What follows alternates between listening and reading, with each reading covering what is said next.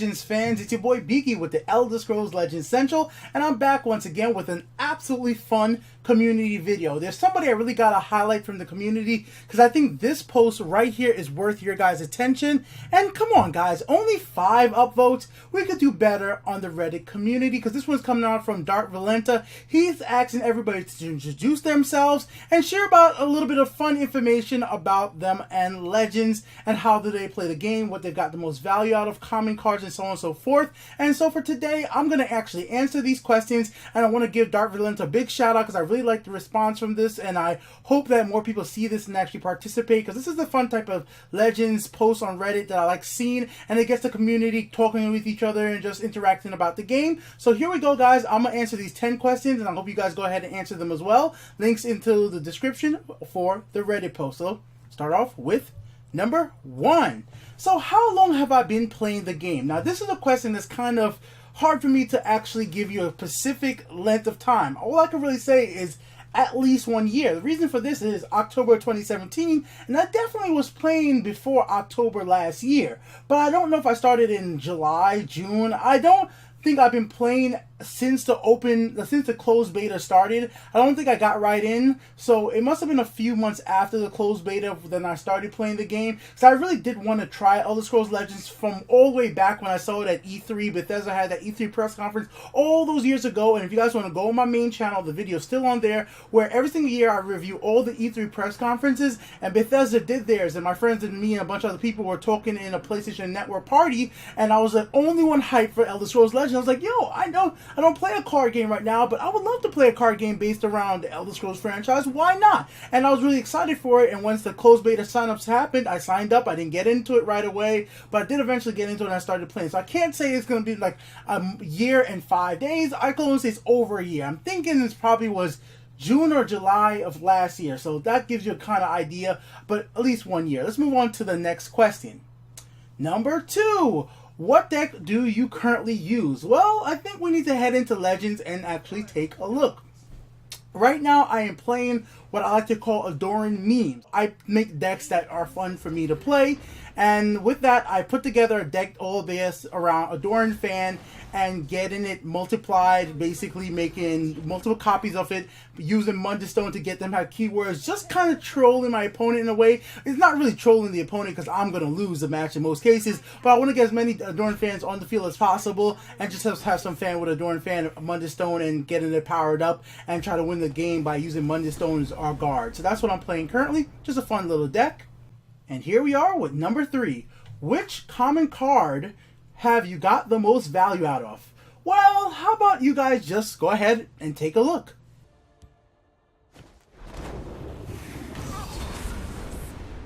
Do your worst.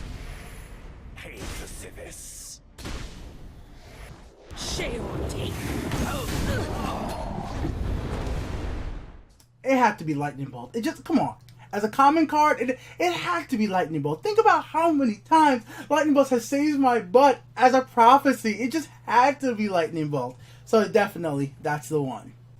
So number 4, here we are, and the question is, which legendary card have you gotten the most value out of? Now, Dark Valenta, I love your posts, but I gotta twist this question a little bit just to clarify, because it's technically very simple. Like, the card that's a legendary I got the most value out of is technically Mundistone. I mean, if you think about it, for the year plus I played the game, I've played Mundistone as a support. All the creatures that I've summoned got Drain, Charge, Guard, or were able to make me win the game, given something like Outhaven Charge, given Parthenax Charge, given Lethal to the right creature. It's amazing how much value I've gotten out of Mundistone. But I don't want Mundistone to have this question.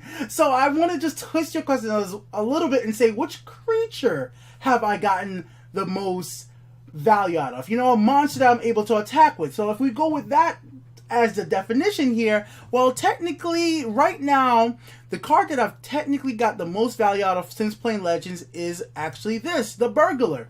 Now, that might be a weird one for you guys, but this was one of the cards this is the earliest legendary you kind of could get. They give it to you very early in the game. And back in closed beta days, over a year ago, I was playing every month with a monk deck, just going to ladder, winning, and when there was not as many removals. Remember, that card was very hard to get rid of because there just wasn't as many cards in the game, so there wasn't as many removals, many ways to deal with it. So once you was able to attack once and got an 8/8 or even higher after that, a lot of my opponents just forfeited, and it was helping me out, especially when I was able to combine it with Master of Thieves. Once again, not as many removals back then, so there was months of time where I was using this card so heavily in most of my decks. Now, unfortunately, I haven't been able to play with this card as much anymore, but still, because I played with it so much before, and this is talking about even when this is before I even was streaming or making YouTube content about it. I was just playing Legends like crazy.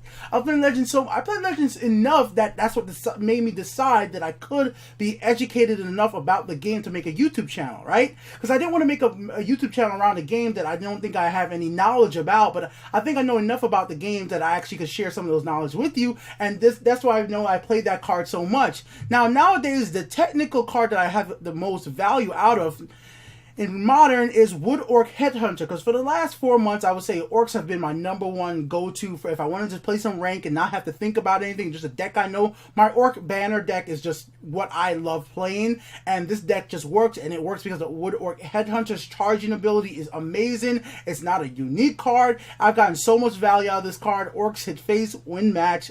That's it. That's all I need from it. So it's a weird twist on your question, Dark Valenta, but I hope I was able to answer it for everybody else's value out there, just so you guys know about a little bit more about me. So it's not Supreme Acromancer. It's not some of those cards I thought it was going to be. When I actually really thought about it, I was going to say it has to be Supreme Acromancer. I played that card so much, but no, it's actually a lower cost on legendaries. It's legendaries you could get on the field a lot earlier, like Wood Orc Headhunter, Mundus Stone, and the Burglar, especially the Burglar, man.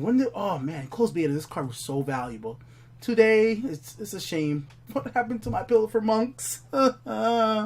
Anyways, let's move on to number 5. Yeah, number 5, the card with the best art.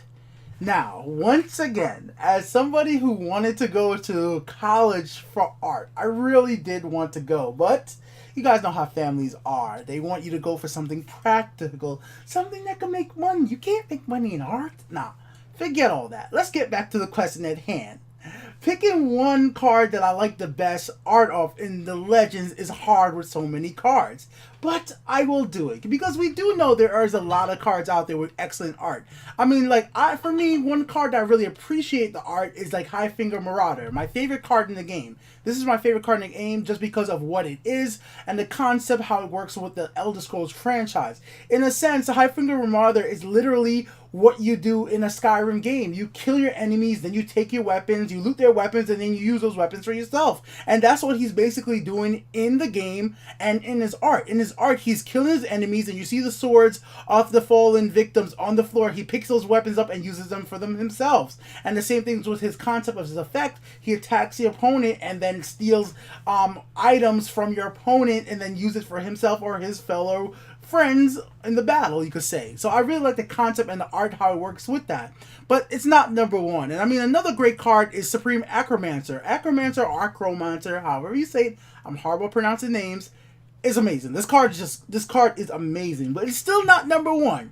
Other cards I just want to go a quick mention of as well is Warrior's Fury. I just feel like this orc looks like he's about to kick some butt. He really does look ferocious, and it's cool. It's just plain and simple cool. Another one right here is Crusader's Assault. Not showing a creature right here, but it just shows a really excellent epic battle. Like, it's like a battle you would want to be like taking part of, either sending out those trebuchets over there at that castle. I just think it's a really interesting art right here. It makes me feel like a big epic thing's happening.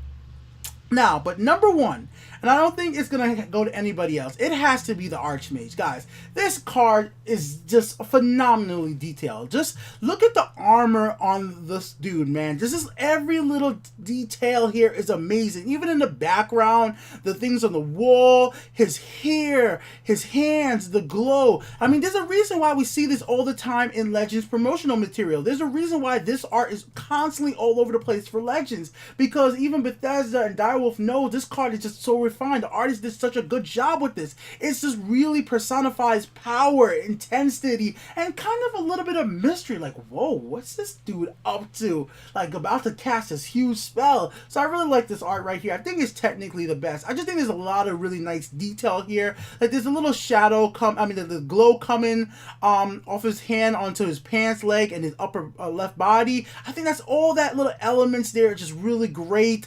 And the background, as I said already, you can see the detail there, the castles. I think it's just so cool. And if you guys have ever seen the premium version of it, it's really good. I mean, if we're gonna say the #1 premium in the game and the premium art, then it might be Supreme Acromancer, because Supreme Acromancer premium is pretty good. But I was just saying favorite art, it's this one. I have to pick this one and I'll move on. Even though I want to pick so many more and I would want to share more. But let me know, guys, in the comment section below. You can tell me more than one. I want to know what's everybody's just general favorite art. I think that's a great question, and I would love to know more answers to that question. Just a bunch of cards that you think look absolutely awesome and look really, really cool. Let's move on to number 7. The card with the best sound effect. And Dark Violenta axes include, quote, if applicable. Now, unfortunately, I can't pronounce exactly what it says in English, so here's a clip from the game for you guys to listen to if you never heard it before.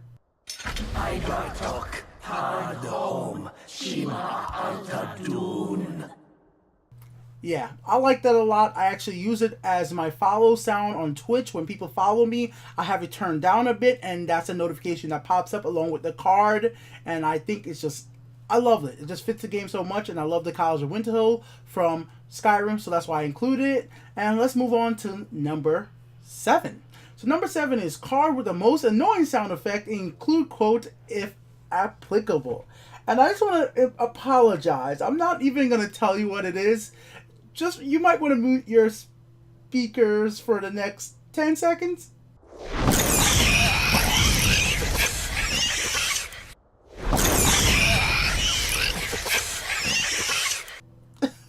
I'm sorry, guys. Yes, skeevers. Those skeevers are the worst, but they're the best to annoy your opponent at the same exact time. Let's move on. So for question number 8, I'm going to do a quick little pre-shout out to Andy's Mod and Hi Cat Dylan, both moderators on my Discord server for Legends, which you guys feel free to join. We have tournaments and fun there, as well on my Twitch channel. They made these highlights of some of my matches from the hours of streaming Legends, and it includes, well, the answer to this question. So the question is, the best, cleverest, luckiest play you've ever made.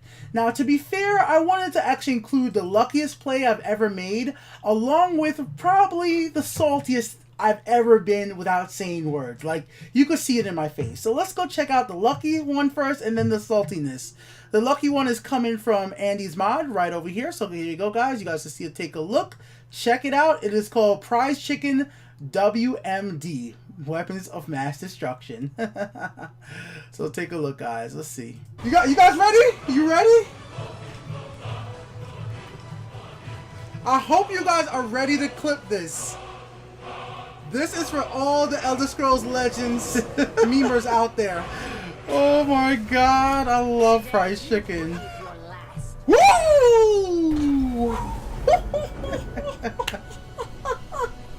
Yeah, guys. Prize Chicken to victory. You guys ready? All right, so that's the luckiest I've ever been. Now, talk about probably the saltiest I've ever been in a match without even saying words. And you can see it in my face. Just look. The salt is real within me, guys. The salt is real. Whoa.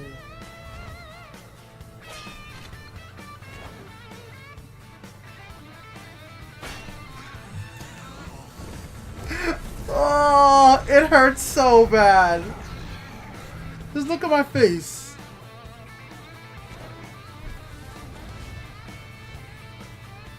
Oh. Oh, that hurt. Yeah, guys. There you go, ladies and gentlemen. So those were the moments right there where at least the luckiest I've ever been and kind of unluckiest in a way. I had so many fun moments in Legends. I couldn't tell you the best ever play I made. There've been so many things I've done in this game over a year, so it's hard to pick the like the best play I've ever set up. But I definitely, that prize chicken probably is the luckiest. That was like super awesome that I just got that card at the right moment, had prize chicken, left alive. And in that match, what makes that so a lucky moment is because the prize chicken got silenced earlier and it completely screwed me. I thought I had no value I was going to get out of prize chicken once prize chicken was silenced. But because prize chicken was silenced, my opponent never killed it. It left it on field as an actual creature, and that's what gave me that game. I was so damn lucky about it. And thank you for making me remember that, Dark Valenta, because I'm glad I was able to look that up. Once again, thank you Andy's Mod and High Cat Dylan for clipping those out on my Twitch stream. Alright guys, let's go ahead. Oh wait, actually the worst play you've ever made is number 9. Oh, the worst play I ever made actually happened probably yesterday during the Rumble. I was tired. I didn't sleep for over... I only had 8 hours sleep between 2 days, and it probably is clipped on my Twitch channel. Let me see if I can actually find it right now and show you guys. If I can't, I do apologize, but let's see if I can find it right this moment. So luckily, I was actually able to pull up the last broadcast, and here we are, guys. This is probably the worst play I've ever made. This is probably the worst match I've ever had in Legends. And not in the sense like where you have a match where your opponent just completely gets all the right cards and beats you. That's just out of your control. But this is me just completely sucking at the game. Now, let me give a little bit of background information for the people that weren't there live. And thank you everybody that was, because I don't understand how we had so many people watching. I remember that stream. Oh yeah, Dreamcast Hero. He went ahead and got a host there. Yeah, we had like 300 people watching me this Rumble. And I was only on 8 hours of sleep between 2 days. And I was tired as hell. And I had every right to win this match. But I was just too tired and I just didn't care. So I'm in the match. I know to use cast out. But some reason just something clicked in my brain. Say like, what? It doesn't matter. And well, let's just take a look. Just so many mistakes. So many mistakes. So the right move here is use cast out. Cast out here?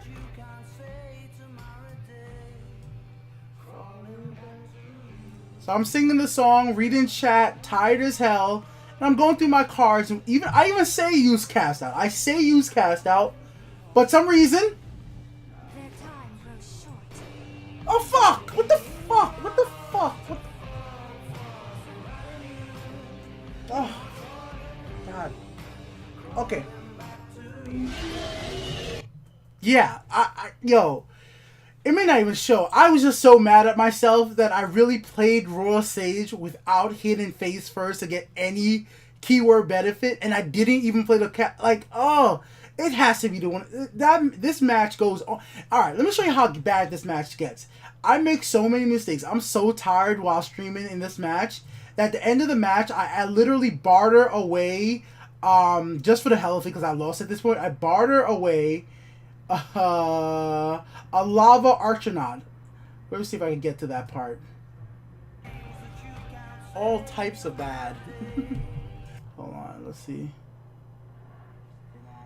Oh, I guess this is the part where I'm showing how much, because I have a sleep tracker. So yeah, the day before I got no, this was 2 days ago. 5 days. What was it? Yes, the day before that, I only had 5 hours sleep. So in the 2 days, it was 3 hours and 5 hours. But yeah, next part of the later in that video, I ended up bartering away like my best card just because I couldn't care anymore. I was just so tired. That really was the worst match I ever had. But that moment when I played Royal Sage, I'm like, that's not even a noob mistake. You just what was like my brain thinking? Like, why did I do that? In every way, that just like ticked me off. And I said, like, you know what?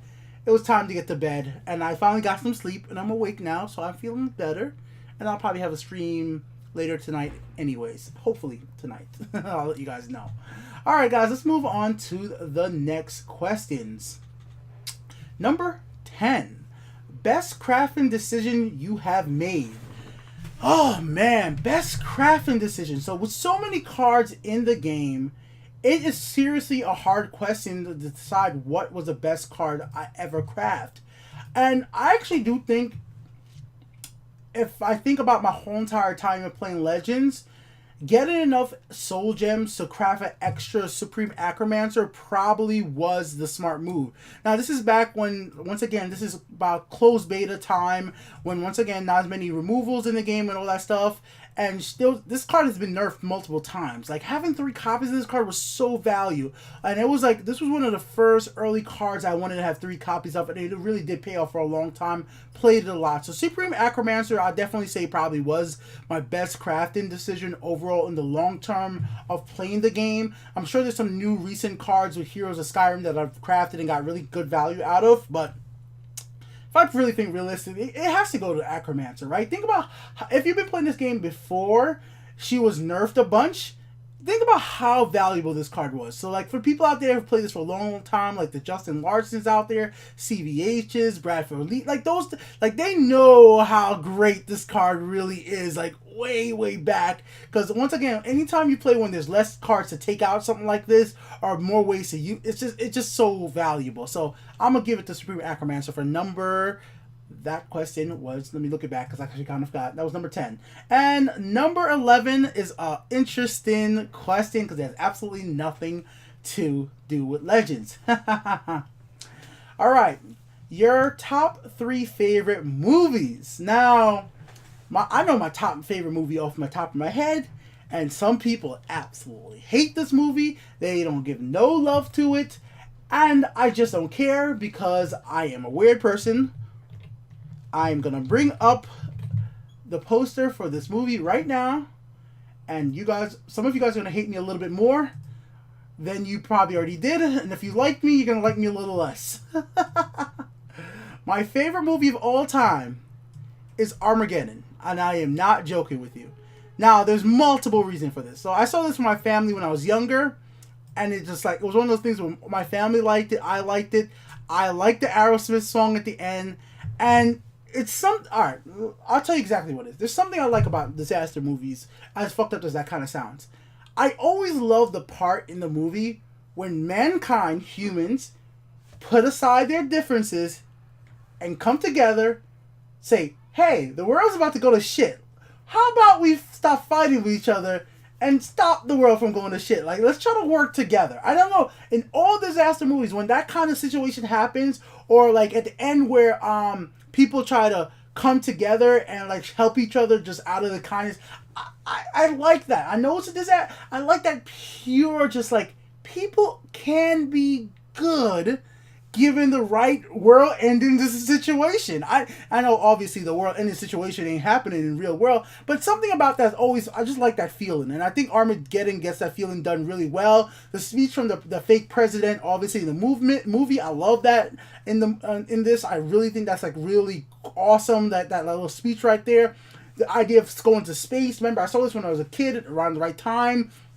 When, you know, being an astronaut is something you want to do when you're like when you're younger in age. Not, I'm saying a little kid, but when I'm younger in age, being an astronaut is something I really would want to be. I want to go to space. At the time, come on, Bruce Willis, you know, from the Die Hard movie, like, you know, there's something to want from it. Even back then, though, I did hate, what's his name? Damn it. I mean, look at it. I always forget his stupid name, even though it's my favorite movie. It has a... Let's see, it has 39% on Rotten Tomatoes, a 6.6 on... I understand why people hate it. I completely could understand why people don't like this movie. Ben Affleck, like back then, I understand why some people hated Ben Affleck. Nowadays, people give him a little bit more pass nowadays. But back then, even I wasn't all that cool with it. I understand the whole entire thing with the daughter and the relationship between Ben Affleck. I get it. I've watched the movie again as an adult, but I still like it. The core concept there about humankind coming together, even with these ragtag group of just drillers. Who cares? It's just like, what the hell? Why drillers going to the asteroid and trying to save the world? And why these people? I don't know. Something about that just kind of worked for me. I mean, but then again, I will say I'm the type of guy who, like, once again, disaster movie, I like stuff like The Core. Once again, not a very good movie. Not good. A lot of disaster movies are not great. But the idea of putting all the people just all over the parts of the world, putting money together to build something, to say, hey, we're going to go to center Earth and try to save it. Same idea goes for even something like, not a disaster movie here, Pacific Rim. Like, all these countries come together, give this organization money to make this big-ass robots. I think the Jaeger program, to try to defend the Earth against these aliens coming through this rift, and then, you know, some people like, oh, we're not going to fund it anymore. They feel stupid, and then the heroes go in and, like, you know, fighting the best they can at the end. That's why it's not a disaster movie. That doesn't have that core concept of everybody coming together. But I like the idea at the beginning, like, okay, they put their money together and work together to get this thing done, because the thing needs to just be done. It's like, think, all right, put it like this. This is why I kind of like, think about how many things could be solved if we just stopped and just said, hey, why don't we just do it? Let's just put together. And it's like why I love the concept of the International Space Station. How many countries came together to make that happen? That is amazing. So in maybe 50 years where people could go to Mars and actually visit, and, you know, it's going to take a few years to get there, whatever, and it's going to be a bunch of countries that come together and make that fully possible. I think that's going to be great. Stuff like that. So there you go. Armageddon. Love space. Love the concept of people working together and making things happen.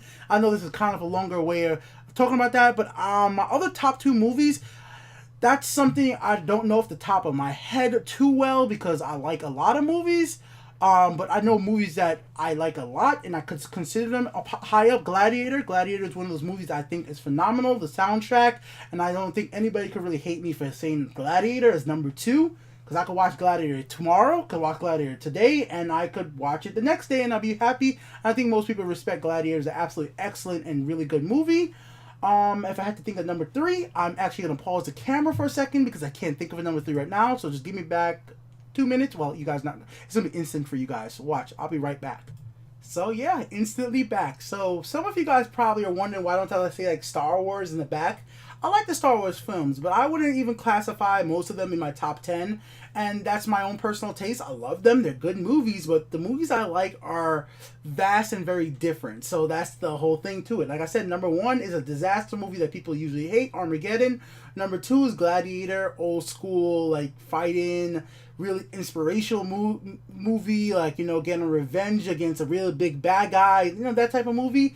And for number 3, it's really so close as a tie, but I'm actually going to give it to the Ghost in the Shell 1995 animated movie. And this one counts because it actually came out in theaters as well. It's not something that just came out just to DVD. The Ghost in the Shell movie was amazing. Like, that's the type of thing that got me into anime. Once I saw that, it was just like mind blown. The concept in that movie is amazing for something that came out in the 90s.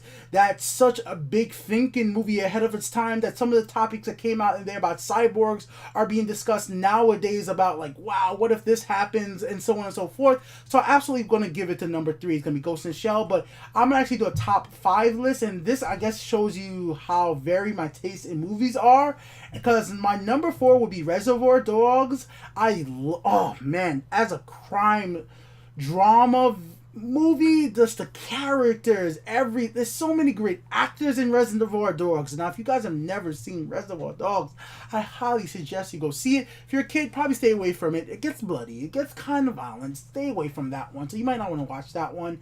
And in the complete opposite of Reservoir Dogs, complete utter violence, this was actually hard to pick over Up, but it's an animated movie and it's WALL-E. Oh boy, do I love WALL-E. WALL-E is the movie that I played in college when I had my lady friends over. It gave everybody a smile. I loved WALL-E.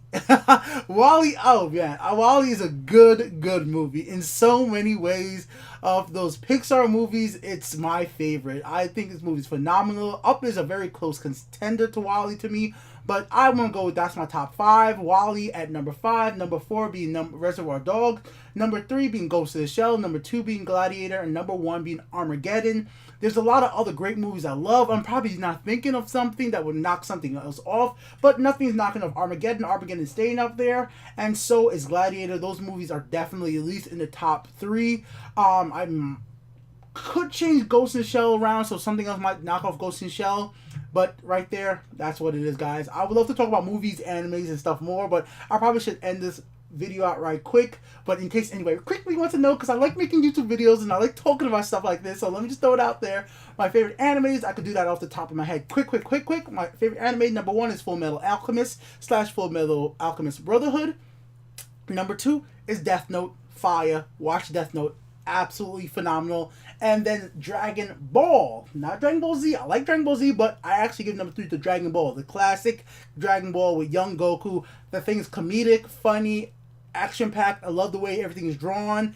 Looks cool. So there you go. It's just some more information about me. Introduce yourself. Share your own opinions in the comment section below about yourself with those questions, or ask me other questions that you guys might want to know. And if you guys want more stuff like this, feel free to let me know. It was a fun video to put together, edit, and all that stuff.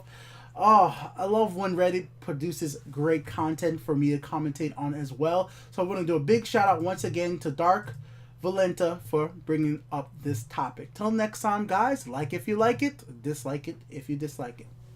Peace the heck.